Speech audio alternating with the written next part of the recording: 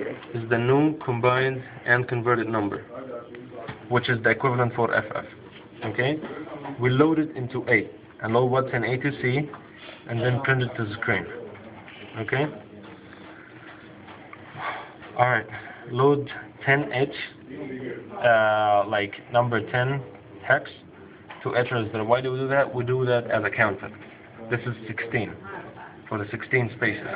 Because as I said, we have in the address of 8500 is going to print to the first 16 locations. So this is why you have a counter of 1 and 0. And then you jump to address print out. What does address print out does? It prints out the addresses. What's inside the addresses, right? So we load what's into D to C. And then call C to screen, so it's going to print the contents of D. And then we load what's in E to C, and then call C to screen. Then, what's that? Load a colon to B register, and then call out character, because as I said again, out character only works with B register, out string only works with B register. Okay, so this is why we load things into B register before out string or out character. And then call out character, then jump to loop. Loop is a subroutine that works with us into the exam and to print the addresses that we wanted. So we exchange the contents of HL with DE.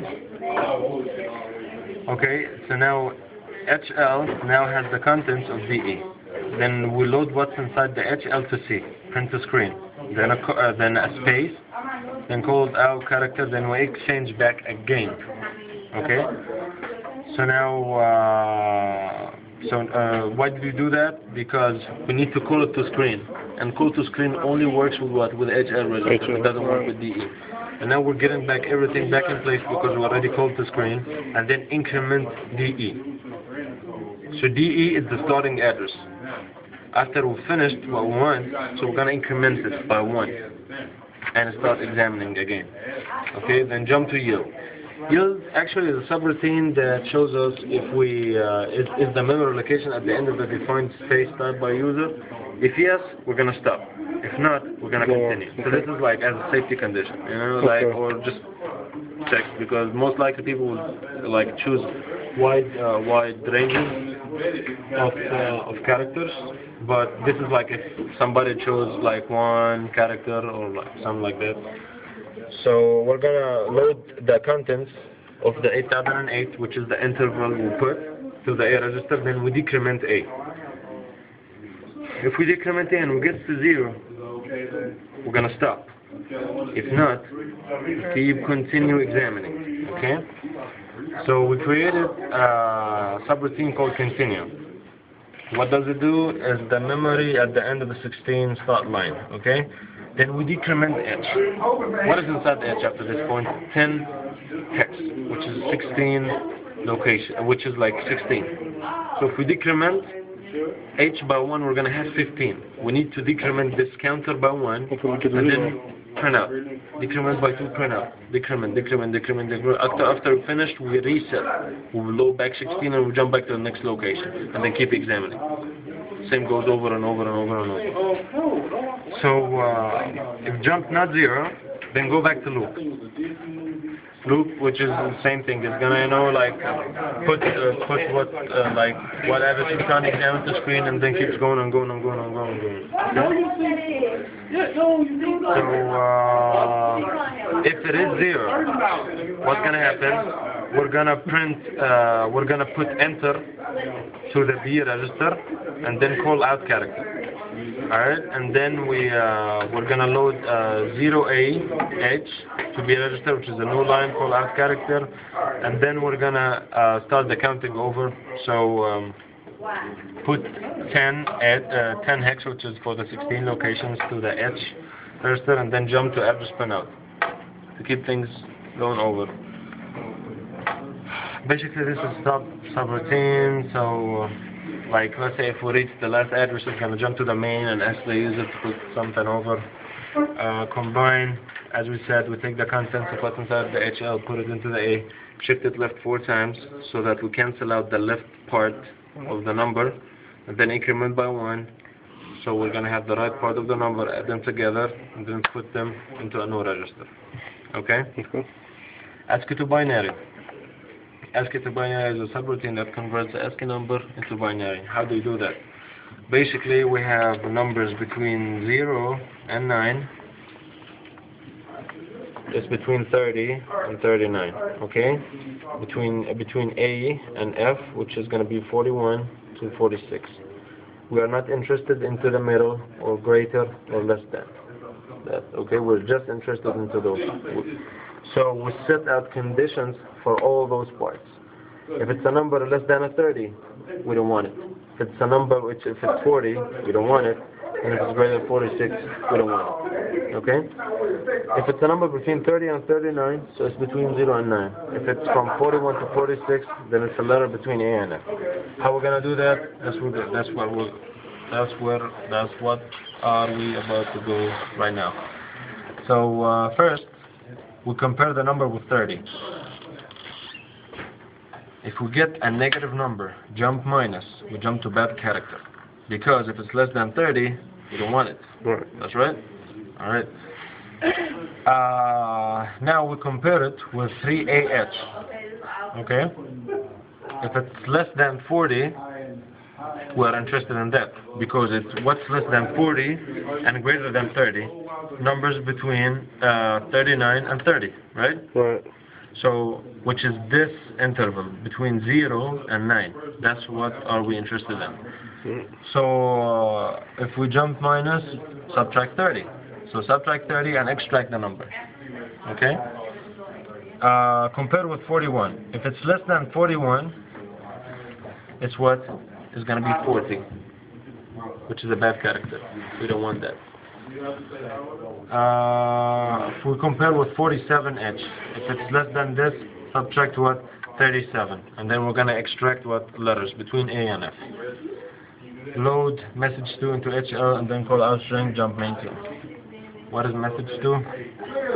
Message 2, you have entered an invalid character, and then it shows it's like a friendly, you know, like friendly messages to the user to help him, like just what to do. So that's what ASCII to binary, and then we'll jump back to main 2 again. We put two subroutines here, which is sub 30 and sub 37. Sub 30, what happens? Just subtract 30 from the number, and then we load what's inside the A register to the contents of HR, then return sub 37, subtract 37.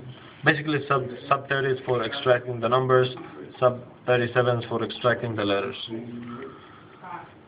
All right, see to screen. See to screen. What does it do?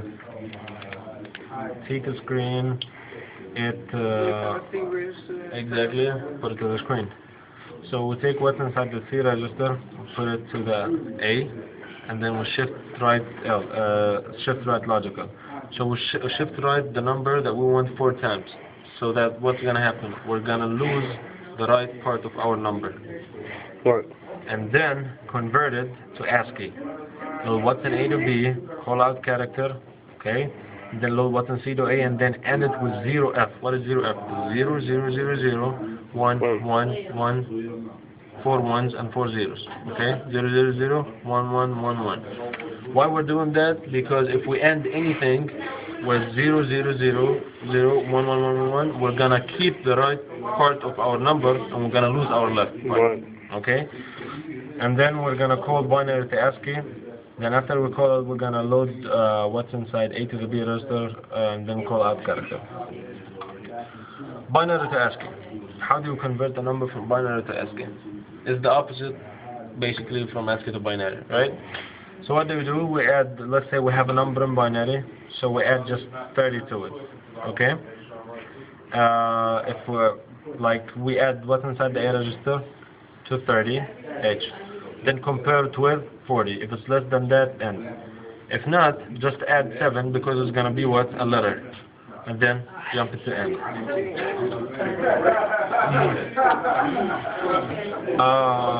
Basically, for the in character and out character, let me start with those before in string and out string. In character, what does it do? It take the user input character. It takes character from the users.